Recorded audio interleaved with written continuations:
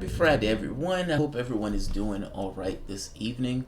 My day has been pretty good, relatively good. Mrs. Thomas has not been feeling well, which is why this video is going to be rather short. For this particular topic, the video is going to be relatively short. I'm going to try to go through it fast. I even wrote down notes for it because I wanted to be accurate and right. But I want to make sure she's all right. She hasn't been feeling well. She's been in a lot of pain recently. And the pain meds are making her queasy. So, but that said, they did find whatever was kind of found it. They've made progress on it. She had to go for a test today. That's why I've been in and out with the videos. But she went for a test today and apparently found something going on with her stomach. She had a lot of nasty and gross stuff in her stomach. Her mom turned to me and said, "Oh my God, you're married to her." I said, "That's your daughter." But whatever it is, her stomach's not empty, right? So I pushed for her to go on a liquid diet. So both of us are going to go on a liquid diet. I'm not going to let her do it alone. Both of us are going to. There are going to be a lot of hangry people in this house. Soups are fair game. I don't take soups, so it's probably just going to be broth. But I don't want her to suffer alone, and it's easier to do stuff when you have support from somebody else. So there's that. I don't typically delve heavily into racial issues on this channel. I tend to think things are usually matters of class. That most of the problems that ails us are matters of class. So that's why I tend to focus on those particular issues. But every so often, things come up, in which case I would take a position on one way or the other and delve into the issue. Not necessarily I'm scared of it, I just think class matters more. Pursuant to this idea that class matters more. So I got several emails from people making the point that they've been watching some African American commentators do videos and they were really upset with Sanders. His perspective on this. Damn it, I'm trying to stop saying they were upset on Sanders' perspective on the reparations question, and they were hitting him pretty hard on that particular issue. I've given my perspective on that issue once before, but I want to give it one more time, and I want to show polling on the issue to back up my perspective. If I'm going to be attacked on it, I want to be attacked for what I'm pushing or what my perspective on it. So I'm going to give my perspective. I think my perspective is somewhat nuanced. But do I think Sanders should be hit on this issue? No, I do not. I disagree with the hitting Sanders on this issue. Four basic points. First one, agreement. I agree with the reparations issue. Now, Elizabeth Warren, Kamala Harris, I think his name is Castro, said yes on the reparations question. I agree with it completely. This idea of reparations, and I mean specifically to the American descendants of slaves. For centuries, labor was forcibly, brutally appropriated from a mass of human beings. How do you quantify this? Ultimately, you've had human beings turned into human cattle of sorts. How do you quantify this? Now, I'm pretty sure there can be some economists that can go through and give a value to this from the standpoint of labor. This much labor was done over this period of time, and it equates to XYZ amount. But how do you quantify the other elements of that are more intangible? Like the pain of a human being. And that pain of a human being, whether that person is being beaten, whether that person has his own dreams, for the most part, obliterated. Not to mention being turned into something that is less than a human being. I think 3/5 less, if I'm being accurate. How do you quantify that element of this? Add in Jim Crow, add in the Black Codes, add in a society that itself organized itself in order to make that subjugation okay. The point of this is, yes, you can apply some sort of value to the labor aspect of this, but it is far more difficult to add some level of value to the pain aspect attributable to this. The gravity of the crime itself demands a certain penance and recompense. Meaning, for what had taken place, the answer is yes. There should be some level of compensation to the people, and if not the people, the descendants of those people, that lives with the consequences of this. And I understand the typical argument that comes up on this of, oh, I wasn't around, I didn't own any slaves, none of those people were slaves, as if there's been some kind of delinking of history between one point to the next. I promise you there has not been. Not to mention, this wasn't committed by one or two particular individuals. This was instantiated by the government of the United States itself that turned slavery into a law, essentially complete dehumanization into law. The problem here, the government of the United States was around then, and it did allow it. The compensation, in this case, would come from the government of the United States. But that's the typical argument that's thrown out. Also, the secondary argument of, well, it's been so long. Well, but you understand that the can was kicked down the road until it got to the point where instead of people saying, we can't come up with a solution to this, it became, well, I mean, look how long it's been. In the same way that wealth is passed from family to family to family, meaning this person has $1 billion and this person passes $1 billion to his kid, and that person passes $1.5 billion to his kid, etc., etc., etc., and down the line you go for hundreds of years. The same thing can be true for this. I mean, ultimately, you're talking about a large amount of wealth that was appropriated forcibly from a human being and was never paid to that human being in wages or anything else, not to mention the pain and the crime itself. In the same way that that wealth was accrued, and the accruing of that wealth was passed down in the form of wealth to generations to come, you can make the same value estimate and pass it down to the descendants of those to come. Just consider it to be the same thing, just in a slightly different light, or in a slightly different way. My point is this: if you ask me if reparations are due, I would say yes, they are due. From a moral standpoint, yes, there screams to be some kind of, like I said, penance and recompense for what was completed and undoubtedly a crime against humanity. Second point: the problem is politics. The problem is politics. The problem is politics. Now, I understand, and like I said, I agree, that the things that took place from the standpoint of slavery, the theft of labor and all those, agree. The problem is one of politics. You have certain political people who now are pushing this. I think Kamala Harris and Elizabeth Warren being two of them, is what they're pushing actual reparations. Take a look at this. Because I made this point the other day, but I didn't have the numbers to back me up on this. I have the numbers with me today. This is polling on reparations. Now, there are many things in my life that I would like to see take place in the world. Plenty of political positions that I know will never see the light of day, or at the very least won't see the light of day in my lifetime.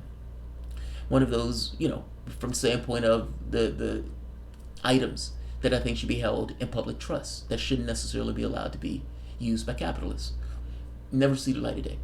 Living in America, it would never see the light of day. That doesn't necessarily mean that I don't hold the position or that I would prefer to have that position. It just means it won't see the light of day. Politically, it's untenable. Reparations, I'm sorry, is one of those things. Take a look at this, at least in a perspective on this. It cuts too close.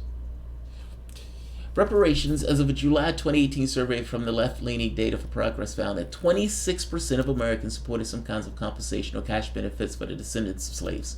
26%. That's it. That's all you get. 26%. And that poll is not even an outlier. Look at this one. Here's another poll.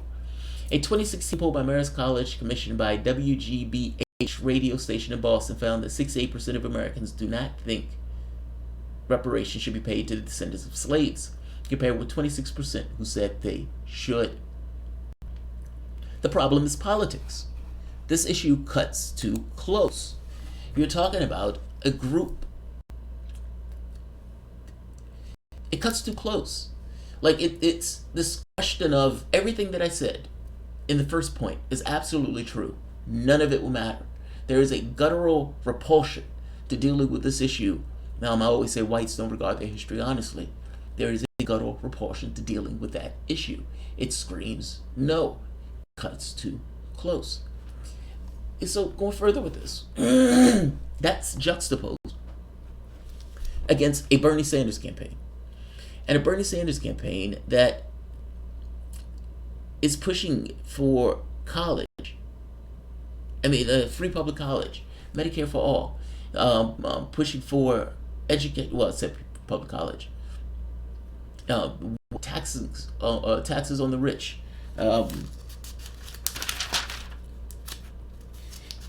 My point is this: those are real, tangible gains, and that's the front runner in the Democratic primary. Meaning, for the first time in my life, things that I actually agree with politically that I think will make the world a better place and that would positively, dramatically, positively benefit people who look like me, but also people who don't look like me, with an outsized benefit to the bottom of the economic scale, in the bottom of the economic spectrum. That is a sea change. That is a radical sea change in the sense of politics. That's why they hate him so much. If Sanders wins, what it means to be a Democrat will be fundamentally changed. There will be a hegemonic change in what it means to be the left in the United States of America. That is an amazing change to our political our political space.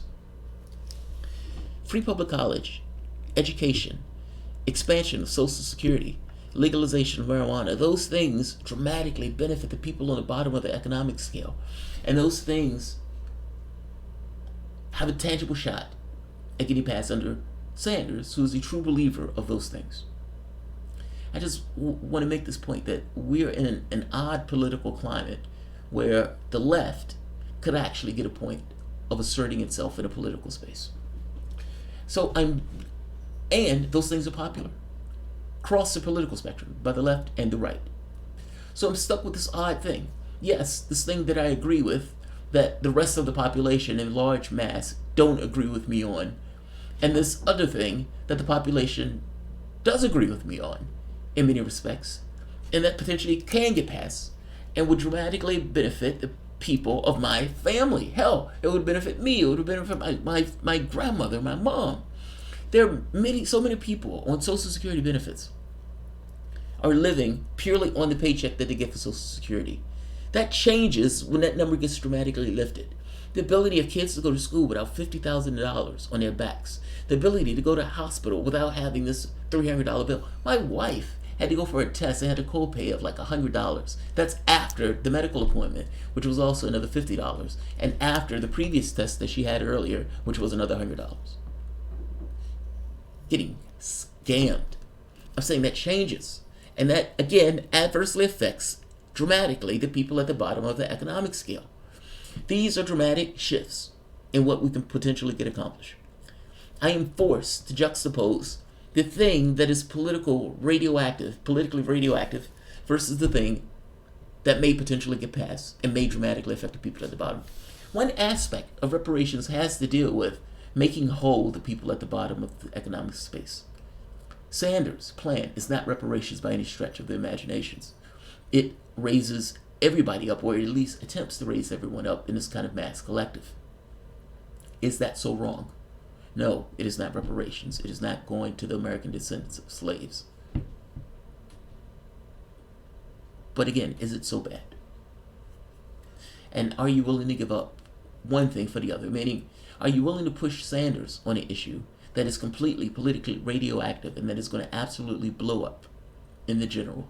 The Republicans are licking their chops at the potential that a Democrat is going to say reparations, because they are going to go after them whole hog. The fourth point. The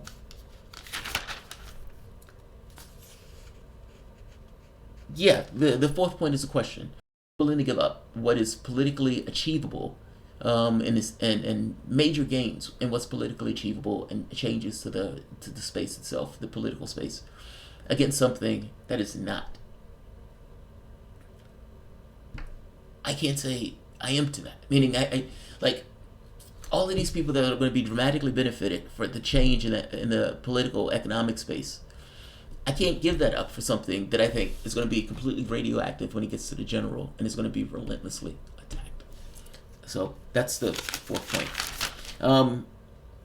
The last point. None of the Democrats are pushing for reparations. They're using the word, but they're not pushing for it. Reparations deals with the descendants of slaves, meaning compensation for the labor that had taken place and acknowledgement of the fact that it was a complete and utter crime that was perpetrated on a group of people that were brought over to this country, and trying to find some way to make whole. Because if you look at the wealth gap between whites and blacks, it is astonishing. I mean, there's one aspect of wealth gap from the standpoint of class, but even within the racial distinctions, I think it would take like 200 years for blacks to save up the amount of wealth that whites have, like, to this very day. Like it's and the numbers are insane. My point is this: none of them are pushing for that. None of them are pushing for plans that are specific to descendants of slaves. Yes, they're using the word. They're using the word in somewhat of a way of trying to garner and pull the black vote and energize the black vote after Obama left, when the black vote went down. And I think they realize that they've taken the black vote for granted for so long, and the elements of the black community are starting to realize that they've taken that community for granted for so long that they need to give something. But they're not giving anything. They're giving you a word. The word itself is being politicized. It's used as political fodder. What they're talking about are programs that, what they're calling reparations, is having an outsized influence on communities of color. That is not reparations. That is not going to the descendants of slaves. That's going to poor communities in general.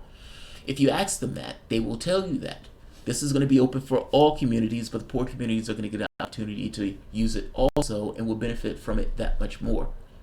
It's not specific to the descendants of slaves. I understand people are hitting Bernie Sanders on this issue, but it's like hitting Bernie Sanders on something that none of the other candidates are pushing for. And none of the other candidates are even going to come close to what Bernie Sanders is trying to implement in this country.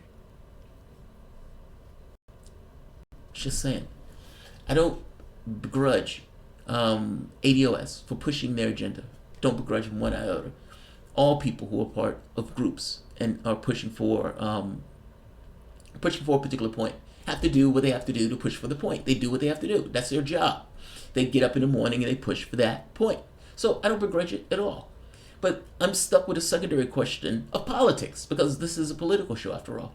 And when I ask myself, for the first time in my life, my ideas and the way that I want to see the world, at the very least moving towards that direction, is on the political stage and is up for debate. And it's a debate that's potentially winnable. It's winnable. If you get the numbers of support across the political spectrum for Republicans and Democrats, and going beyond that point, Sanders is not even considered a Democrat, which is a badge of honor. That is not something that's a negative. You have many people who say, I would never vote for a Democrat. But simultaneously, Democrats don't consider Sanders a Democrat. Oh, he's not a Democrat. And for the longest time, he's the independent senator from Vermont. I'm making a point that these are political pluses, and these are things where he is the front runner in this competition, and for the first time things can actually get accomplished. It's not just politics to stand still or running on a hamster wheel. It's politics of actually getting something real in the world accomplished. No, I am not willing to give that up. It's not that I'm against reparations. Like I said in the first part, I agree with it, the entire principle of it.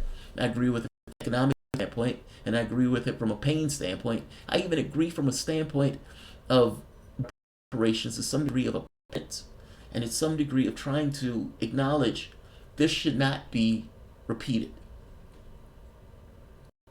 You had me at hello. But it's a separate question if you have the rest of the public at hello. And I suspect that you're not going to get a logical argument. You're going to get an argument that's more based than a gut reaction of no. Can't deal with it. It cuts too close to the skin. It's just my opinion on it. That's the way I see it. I could be wrong. You can say I'm an asshole for it, but I have an opinion on it. But that's what it is. It may even be considered a two-step where it's like, yes, I agree, but no, I don't necessarily think it's politically feasible. And if it's not politically feasible, we're at a particular political climate where we can actually get things that are politically feasible, that move the ball in a significant direction. And you understand, moving the ball in that direction forces Republicans also to either change or die. If the public has decided that the left is over here, and the Democrats and Republican Party are way in a field somewhere, one or two things is going to take place. Either they're going to lose massively as the political center shifts to this particular direction, or they change. Republicans weren't always this way. Democrats weren't always this way. The political center has moved invariably and inexorably to the right, because that makes all the sense in the world. If you have rich, donating